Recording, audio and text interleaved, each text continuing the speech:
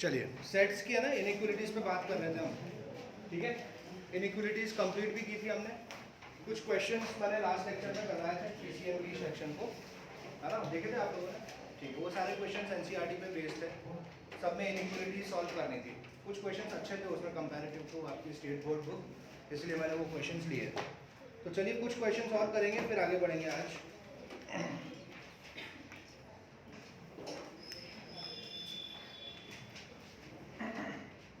चलिए first question आज का, -12 is less than 4 minus 3x upon -5 lesser than equal to 2। देखिए इनइक्वलिटी का नियम है, जब भी क्वेश्चन सॉल्व करें माइनस प्लस की गलती कभी ना करें, ठीक है ना। ये आपका सवाल है solve for x, solve for x के लिए सॉल्व करना है आपको और आंसर पेश करना है in the form of interval. करिए।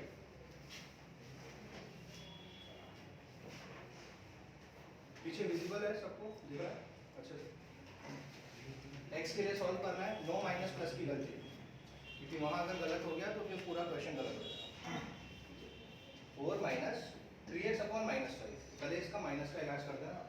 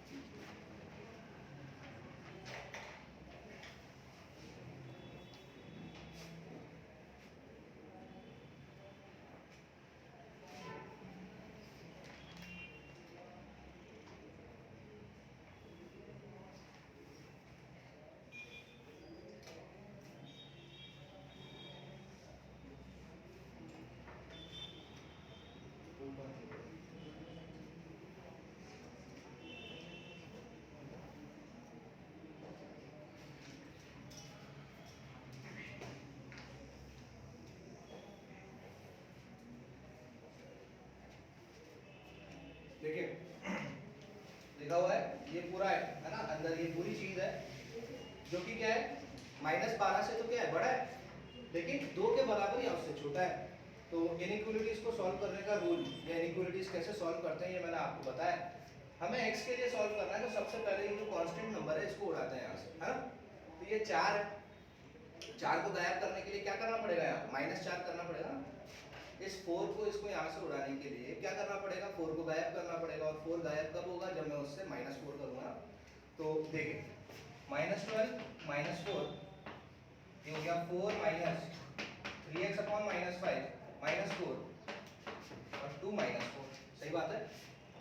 हर तरफ -4 किया तो ये उड़ गया है ना, सही है ना।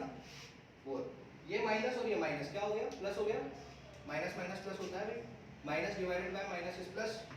तो एक्चुअली इधर तो हो गया -16, यहाँ कितना हो गया भाई 3x/5, सही है। और इधर कितना है 2 - 4 इज -2। कितना आया समझ में, इतना आया भाई। हाँ अब क्या करना है भाई, 3x अपॉन 5 है, अपॉन 5 है, तो इस 5 को उड़ाना है। तो इस 5 को उड़ाने के लिए क्या करना पड़ेगा, हर तरफ मल्टीप्लाई बाय 5, है ना। अरे मल्टीप्लाई करोगे तब ये 5 आएगा ना। 5 मल्टीप्लाई करते हैं, ये लो 5 मल्टीप्लाई 5 मल्टीप्लाई 5 मल्टीप्लाई, ठीक है ना। हाँ तो 5 को 16 से -16 से मल्टीप्लाई करेंगे तो कितना आ जाएगा, -80 आ जाएगा, -80 आ जाएगा। ये आ गया -80 लेस देन 3x, ठीक है, लेसर देन इक्वल टू -1। बात आ रही है समझ में, इतना बैठा है। हाँ अब ये 3x है, पहुंचना है x के पास है, तो इस 3 को उड़ाना है, क्या कर दूं, डिवाइड बाय 3, है ना। तो अब कर देंगे divided by 3 divided by 3 divided by 3,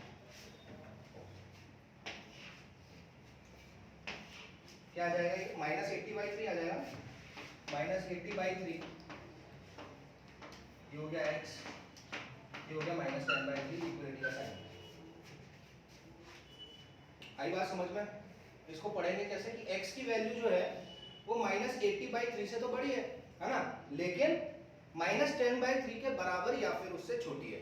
इसको इंटरवल के फॉर्म में पेश करेंगे तो क्या लिखेंगे, x belongs to open interval -80/3 से लेकर क्लोज नेगेटिव ऑफ 10/3, ये होना चाहिए आपका आंसर, है ना। इसमें तो दरवाजे में तो कोई प्रॉब्लम नहीं है ना, इधर ओपन आएगा इधर क्लोज आएगा, सही है। देखो ये हो गया हमारा क्वेश्चन।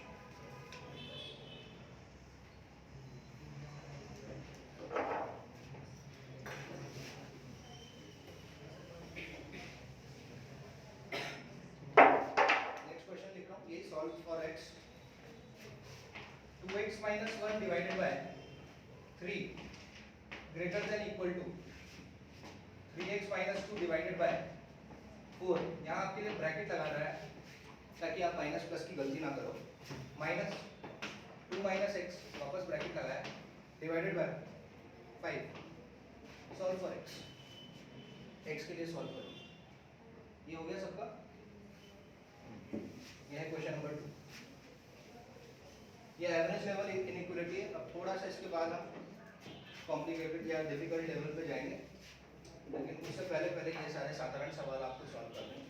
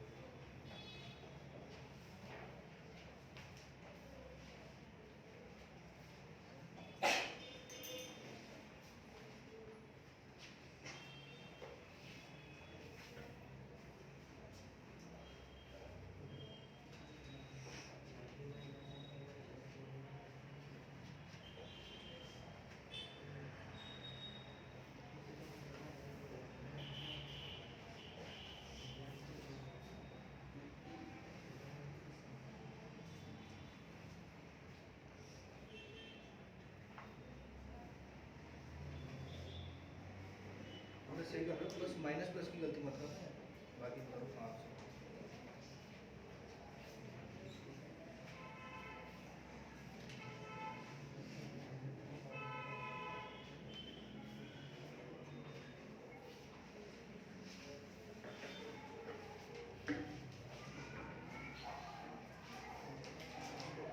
सॉल्व करना राइट हैंड साइड को, बचपन में करते थे ना 4 और 5 का एलसीएम ले सॉल्व कर यार, इसको क्या है इतना सोचने की जरूरत है।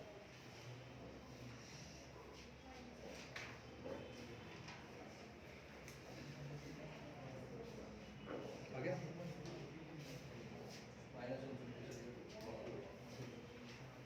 तो इसको शुरू करते हैं। शुरू करने के लिए हाँ जी मैंने करवाया था मतलब लास्ट लेक्चर में कराया, ठीक है कोई बात नहीं, आप वापस कर लेते हैं एक बार, अच्छी प्रैक्टिस भी हो जाएगी। तो ये है 2x - 1 डिवाइडेड बाय, है ना। ये देखो तुमने अगर लेक्चर देखा होता तो ये क्वेश्चन कर लेते आप लोग, करवाया हुआ है लास्ट लेक्चर में। तो ये है ग्रेटर देन इक्वल टू ये एक्सप्रेशन है ना, इस एक्सप्रेशन को सॉल्व कर देते हैं। 4 और 5 का एलसीएम 20 आता है, LCM least common factor, least common multiple sorry. 4 की टेबल में 25 टाइम्स है ना, चलो लिख देता हूँ आपके लिए। 5 times multiply by 3x - 2 minus 5 की टेबल में 24 टाइम्स है ना, 4 टाइम्स मल्टीप्लाई बाय 2 - x ऐसा आ जाएगा। इसको सॉल्व करते हैं। 2x - 1 divided by 3 greater than equal to 5 × 3x कितना होता है 15x, 15x - 10 - 8 प्लस 4x ये आएगा डिवाइडेड बाय 20। हाँ भाई 15 में 4x जोड़ेंगे तो 19x 19x आ जाएगा, और -10 - 8 कितना आ जाएगा -18 है ना। 19x - 18 मिटा दूं, लिख दूं 19x - 18 19x - 18 divided by 20, right है। अब चाहो तो आप इसको अंदर शिफ्ट कर दो, इस एक्सप्रेशन को अंदर शिफ्ट कर दूंगा तो क्या हो जाएगा, नेगेटिव हो जाएगा, होगा कि नहीं होगा। मतलब ये बोल रहा हूँ मैं, यहाँ माइनस आ जाएगा और यहाँ क्या आ जाएगा 0 आ जाएगा। अरे सही बात है कि नहीं, इधर का पूरा आइटम उधर शिफ्ट कर दिया तो इधर क्या बचा 0। अब इसको सॉल्व करेंगे जैसे इसको किया था है ना। हाँ तो 3 और 20 का एलसीएम कितना आ जाएगा 20 आ जाएगा, नहीं सॉरी 60 आ जाएगा। 3 और 20 का एलसीएम कितना आएगा 60 आएगा ना, आएगा कि नहीं आएगा, हाँ 60 आएगा भाई, एलसीएम लेना तो आता है। 3 की टेबल में 60 कितनी बार आता है 20 बार है ना, तो 20 मल्टीप्लाई बाय 2x - 1 और 20 की टेबल में 60 कितनी बार आता है 3 बार, तो -3 मल्टीप्लाई बाय 19x - 18, ठीक है। सही वैसा का वैसा ही रहेगा, अभी तक तो हमने कुछ किया नहीं है इसमें। अच्छा आप इधर आ जाते हैं,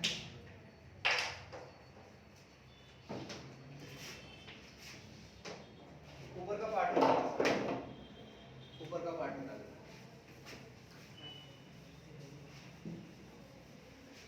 आगे देखिए यहाँ इसको सॉल्व कर देंगे तो 20 × 2x कितना होगा भाई 40x, 40x - 20, 40x - 20 -57x,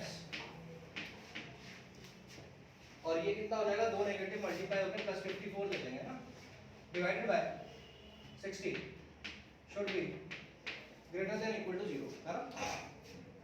सही है, यहाँ तक समझ में आ रहा है। 40 में से 57x 57x माइनस करोगे तो कितना आएगा -17, -17x -20 + 54 will become 34 divided by 60 ऐसा आ जाएगा है ना। सही बात है, ये मिटा दो, मिटा दो।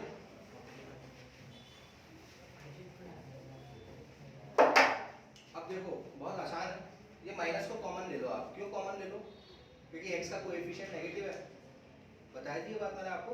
x का कोएफिशिएंट जब नेगेटिव होता है तो उसको कॉमन लेने का है ना, आ रहा है समझ में कि नहीं, ठीक है।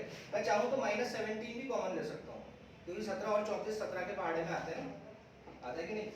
तो -17 को ही कॉमन ले लेते हैं, तो यहाँ क्या बच जाएगा x - 2 आ जाएगा, सही बात है, सही है। और यहाँ हो गया 60 एज इट इज, यहाँ हो गया ये एज इट इज, ठीक है। अब ध्यान रखना, मैंने बताया था ना x के साथ अगर नेगेटिव टर्म मल्टीप्लाई हो रही है और अगर हमें उसको इधर भेजना है तो उसकी कॉस्ट क्या होती है, इसका मुंह घुमाना, ये सब बताया मैंने आपको ना, याद है ये, ठीक है। तो अब मैं ऐसे लिख सकता हूँ 17 × x - 2 divided by 60 like this, है ना। ये माइनस इधर आ गया बेटे, ठीक है, माइनस इधर आ गया तो 0 से मल्टीप्लाई होता है कोई भी नंबर तो वो तो 0 ही देता है, लेकिन एक्चुअली हुआ क्या, इसका इक्वलिटी का मुंह घूम गया। इतना आ गया समझ में। इतना करने के बाद हम क्या निकालते हैं, क्रिटिकल पॉइंट, है ना। क्रिटिकल पॉइंट कैसे निकलता है, फैक्टर को 0 के इक्वेट करके। यहाँ फैक्टर कौन है x - 2, आप चाहो तो ये भी फैक्टर पकड़ सकते थे, वो 2 ही देगा आपको घुमा के, अरे देगा कि नहीं, इसको 0 के इक्वेट करोगे तो 2 ही आएगा। मैंने वो काम छोटा कर दिया, सीधा दिख रहा है ना यहाँ पे। हाँ, तो क्रिटिकल पॉइंट निकाल लेंगे हम। तो x minus 2 is equal to 0, तो x is equal to 2 is the critical point, है ना। x is equal to 2 is the critical point. और अब इस क्रिटिकल पॉइंट को हमें कहाँ डालना है? नंबर लाइन पे। तो ये रही नंबर लाइन, माइनस इन्फिनिटी से लेकर infinity. x is equal to 2 मैं कहीं यहाँ पर मेंशन कर देता हूँ, और इसको खिलाएंगे पिलाएंगे, है ना। अरे इक्वलिटी का साइन है ना, तो डार्क बॉल की ओपन बॉल? डार्क आएगी ना, डार्क आ जाएगा। एक इंटरवल तो ये हो गया, एक इंटरवल ये हो गया, सॉरी माइनस इन्फिनिटी से लेकर 2 तक और प्लस इन्फिनिटी से लेकर, सॉरी 2 से लेकर प्लस इन्फिनिटी, है ना। यहाँ पर हमें क्या करना होता है? Sign check. किसका साइन चेक? ये देखो, इसको सिंपल कर रखा है मैंने, है ना, इसी का करेंगे ना साइन चेक। ठीक, तो इसका साइन चेक कर लेते हैं भाई। माइनस इन्फिनिटी से लेकर 2 के बीच में आने वाली कोई भी मनपसंद वैल्यू ली 0, 0 डाली यहाँ पर। 0 माइनस 2 क्या होता है? Minus 2। Minus 2 multiply by 17 is minus 34, minus 34 divided by a positive number is negative, है ना। तो इस इंटरवल में साइन आ गया नेगेटिव, और 2 से लेकर इन्फिनिटी के बीच में मैंने मनपसंद वैल्यू ली 3, तो 3 माइनस 2 कितना हो गया? 1 into 17 is positive divided by positive number is positive, है ना। तो इस इंटरवल में आ गया पॉजिटिव। ठीक है भाई। अब आप अपने आप से पूछो कि हमारे मतलब का कौन है यहाँ? देखो इसको, 0 के बराबर या 0 से छोटा। 0 के बराबर या 0 से छोटे मतलब नेगेटिव नंबर, नेगेटिव ही होता है ना भाई 0 से छोटे। तो हमारे मतलब का कौन है? पॉजिटिव वाला खाना कि नेगेटिव वाला खाना? नेगेटिव वाला। तो नेगेटिव वाला खाना तो ये है, तो आंसर क्या हो गया? माइनस इन्फिनिटी से लेकर 2। x बिलोंग्स टू ओपन, क्योंकि नेगेटिव इन्फिनिटी और पॉजिटिव इन्फिनिटी को आज तक कोई बंद कर नहीं पाया है, तो माइनस इन्फिनिटी से लेकर 2 तक क्लोज, ये आ जाएगा हमारा आंसर। ठीक है ना, माइनस इन्फिनिटी से लेकर 2।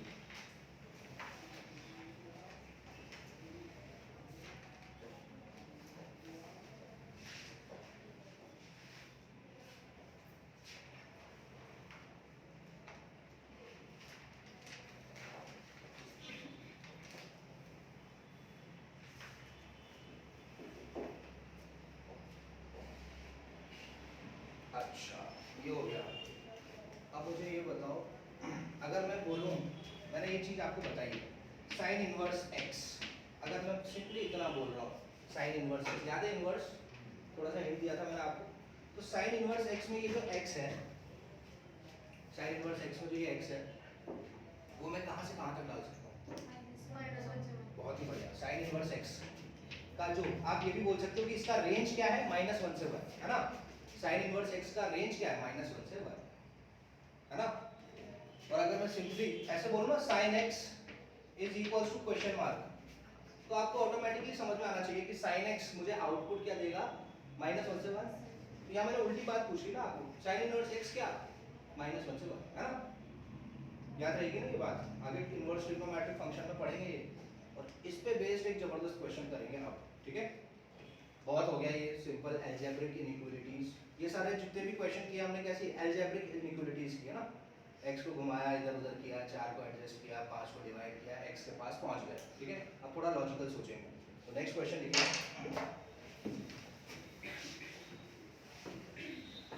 Next question.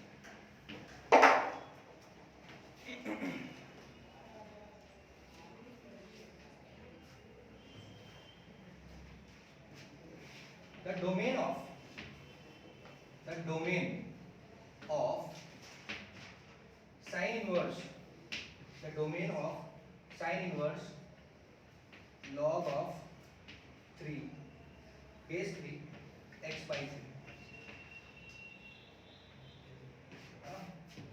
ये इंटरवल वाला नहीं है ये, अरे सुनो, ये इंटरवल वाला दरवाजा नहीं है, ये साइन इनवर्स को मेंशन कर रही है एक चीज, है ना। इसका डोमेन पूछा है बेटा, डोमेन समझते हो? अभी नहीं समझ में आएगा, फंक्शन चैप्टर पढ़ेंगे तो। डोमेन का मतलब क्या होता है कि जैसे मैं लिख रहा हूँ ना, y is equals to simply x plus 3, मान लो मैंने ऐसा लिखा, तो मैं इसमें x की क्या क्या वैल्यू डाल सकता हूँ, वो कहलाता है डोमेन, है ना। क्या बोला मैंने?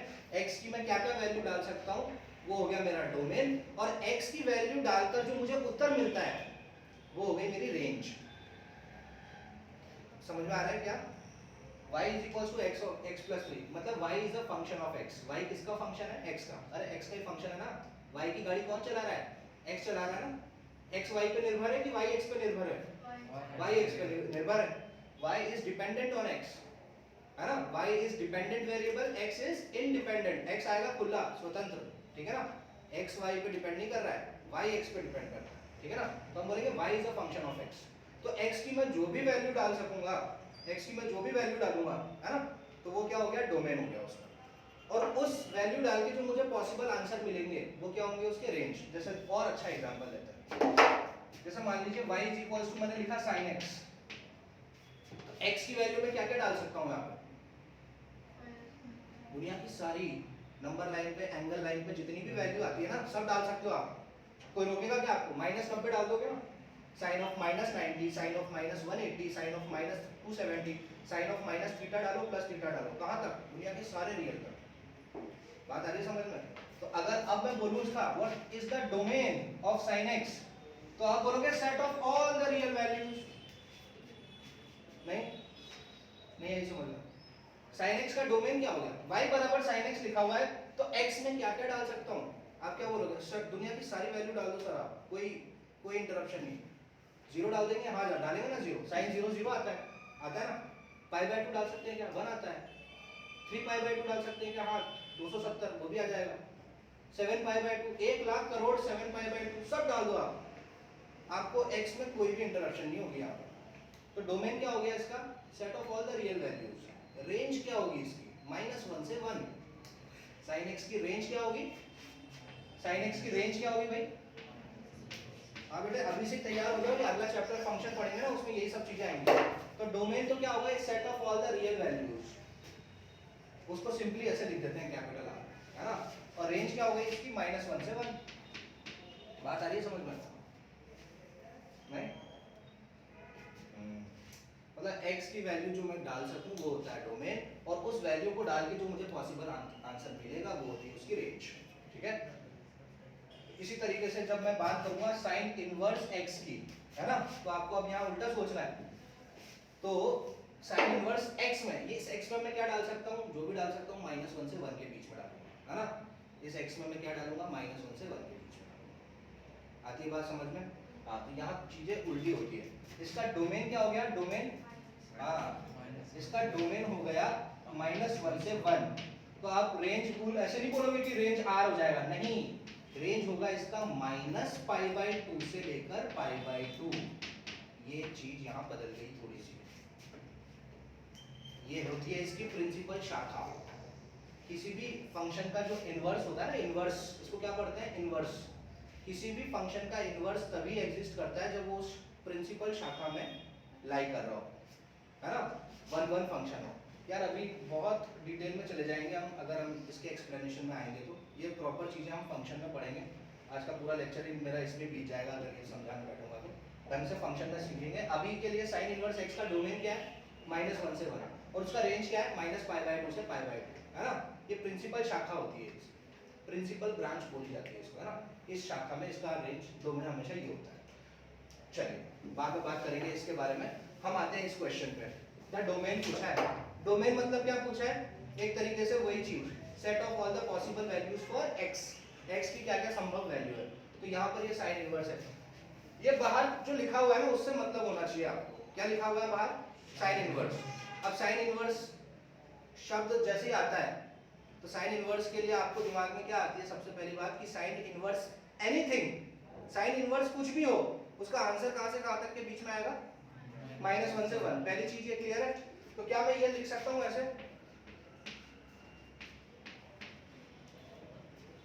ऐसे एक्चुअली इससे भी और अच्छे तरीके से यहाँ पर करें, वो नहीं लिखना है। साइन इनवर्स जैसे यहाँ लिखते हैं ना हम, ये देखो, साइन इनवर्स ऑफ x, ये x है, ये x। तो ये x क्या होता है? -1 से 1। इतनी आधी बात समझ में? साइन इनवर्स ऑफ समथिंग, तो ये जो समथिंग है वो समथिंग क्या होना चाहिए? -1 से 1। तो अब मेरी बात सुनो, इससे मैं ये बोल सकता हूँ क्या? log base 3 of x/3 should be like this। देखो ध्यान से, पहली चीज यही समझनी है आपको। ये आई समझ में? यहाँ क्या लिखा हुआ है, साइन इनवर्स ऑफ समथिंग। तो वो जो समथिंग है वो क्या होना चाहिए, -1 से 1 के बीच में होना चाहिए। ये स्टेप आई समझ में तो ही आगे बढ़ूंगा मैं, फिर नहीं बढ़ूंगा। ये आया सबको समझ में? ये जो समथिंग है जो साइन इनवर्स के साथ लिखा हुआ है वो समथिंग कहाँ से कहाँ के बीच में होगा, कंफर्म -1 से 1 के बीच। 2 तो हो नहीं सकता ये, अरे ये चीज़ 2 हो सकती है क्या, साइन इनवर्स 2 तो इम्पॉसिबल है। ये 1.5 हो सकता है क्या, नहीं हो सकता है। 0 हो सकता है, हाँ हो सकता है। -1 हो सकता है, -2 हो सकता है क्या, नहीं हो सकता है। तो ये जो चीज़ होगी जो भी होगी -1 से 1 के बीच में होगी। ये मेरी कॉमन सेंस इतनी मेरे को आता है, इतना मैं पढ़ के आया हुआ हूँ, तो मैंने ये चीज़ लिख दी है। ये फर्स्ट स्टेप समझ में आई, याद है लॉगरिथम। और यहाँ दिख रहा है इक्वलिटी का साइन। इक्वलिटी का साइन होता है तो दो में से एक बार सच्ची मानते हैं कि नहीं। याद होगा आपको कि अगर a की पावर xm होता है तो x क्या होता है, लॉगरिथम ऑफ m जिसका बेस हो गया a। बात आ गई समझ में? ये तो बेसिक है, पढ़ा हुआ है हमने, याद है कि नहीं। एक्सपोनेंशियल फंक्शन x, हाँ जरूर, जाहिर सी बात है, यहाँ a शुड बी पॉजिटिव और m भी पॉजिटिव होना चाहिए ना। a ग्रेटर देन होना चाहिए 0, m भी ग्रेटर देन होना चाहिए, तभी वो लॉग डिफाइन होगा। अगर m नेगेटिव हो गया तो log is not defined for negative values. और ऑफ कोर्स a भी इसकी बेस है, तो नीचे log a है तो log a भी पॉजिटिव होना चाहिए।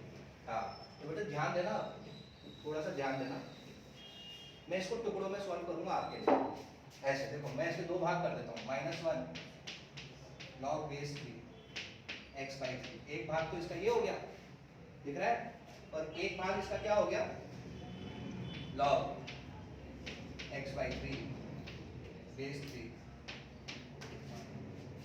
सही बात है ना। अरे यार कुछ नहीं किया ना, टुकड़े कर दिए ताकि बेटर तरीके से एक्सप्लेन कर सकूं। ऐसा ही लिखा हुआ है, ठीक है।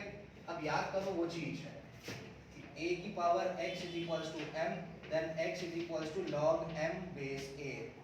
अब यहाँ ढूंढ लो a m, और वो क्या है, a की power x is equals to m। इसको देखो और इसको देखो, और इसको ऐसा बनाओ, इसको ऐसा बनाओ,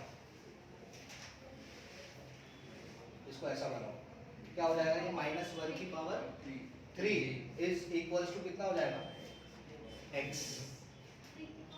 सॉरी, ये हाँ ये हमारा ये x है, ये log m बेस a है ना। तो यहाँ m का रोल कौन प्ले कर रहा है बेटे, m का रोल x/3 प्ले कर रहा है ना।